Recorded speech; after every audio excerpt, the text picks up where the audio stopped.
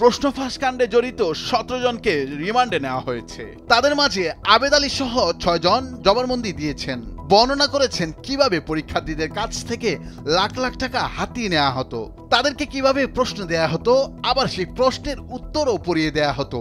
এমন চাঞ্চল্যকর তথ্য বেরিয়ে এসেছে তাদের জবানবন্দিতে।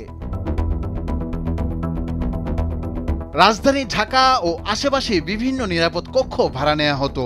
প্রশ্ন ফাঁসকারীদের ভাষায় একে ভূত বলা হতো। সেখানে চাকরি প্রার্থীদের জড়ো করা হতো।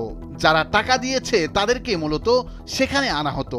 প্রশ্নের উত্তর মুখস্থ করানো হতো বলে আদালতে দেয়া স্বীকারোক্তিমূলক জবানবন্দিতে জানিয়েছেন নিয়োগ পরীক্ষার প্রশ্নপত্র ফাঁসের ঘটনায় গ্রেপ্তার 17 জনের মধ্যে আবেদ আলী সহ 6 জন আসামি। গত 9 জুলাই মঙ্গলবার ঢাকা চিফ মেট্রোপলিটন ম্যাজিস্ট্রেট আদালতে দেয়া জবানবন্দিতে তারা একথা জানান বলে জানা গেছে।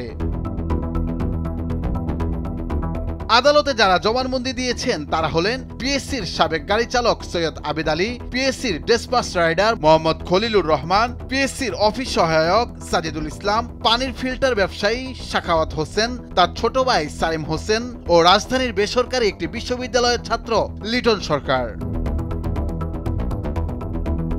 গ্রেপ্তারকৃত ব্যক্তিরা স্বাস্থ্য ক্যাডার, পলিটেকনিক ইনস্টিটিউটের ইনস্ট্রাক্টর, গণপূর্তের উপসহকারী প্রকৌশলী, উপজেলা সহকারী শিক্ষা কর্মকর্তা, অডিটর, নার্সিং সহ অন্তত 30টি নিয়োগ পরীক্ষার প্রশ্ন ফাঁসের সঙ্গে জড়িত বলে গণমাধ্যমকে জানিয়েছেন।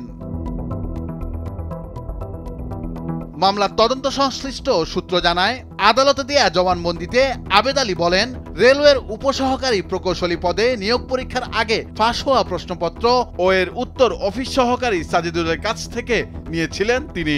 ফাঁস করা উত্তর পড়ানোর জন্য নিয়োগ পরীক্ষার 2 দিন আগে 2 দিনের জন্য 40,000 টাকায় তিনি সাভারের রেডিও কলোনিতে একটি বড় কক্ষ ভাড়া নিয়েছিলেন। এই কক্ষে 50 থেকে 60 জন চাকরি প্রার্থীকে ফাঁস করা প্রশ্নের উত্তর মুখস্থ করিয়েছিলেন আবেদ আলী। এই জন্য এক একজনের কাছ থেকে তিনি 7 থেকে 8 লাখ টাকা করে নিয়েছিলেন। আবেদ আলী আদালতে আরো বলেন, 6 থেকে 7 মাস আগে পলিটেকনিক ইনস্টিটিউটের জুনিয়র ইনস্ট্রাক্টর নিয়োগ পরীক্ষার আগে মিরপুরের শেওড়াপাড়া ও কাজীপাড়ার মাঝামাঝি স্থানে 2 দিনের জন্য একটি কক্ষ ভাড়া নেন তিনি। তখন 44 জন চাকরি প্রার্থীদের কাছ থেকে তিনি 4 লাখ টাকা করে নিয়েছিলেন।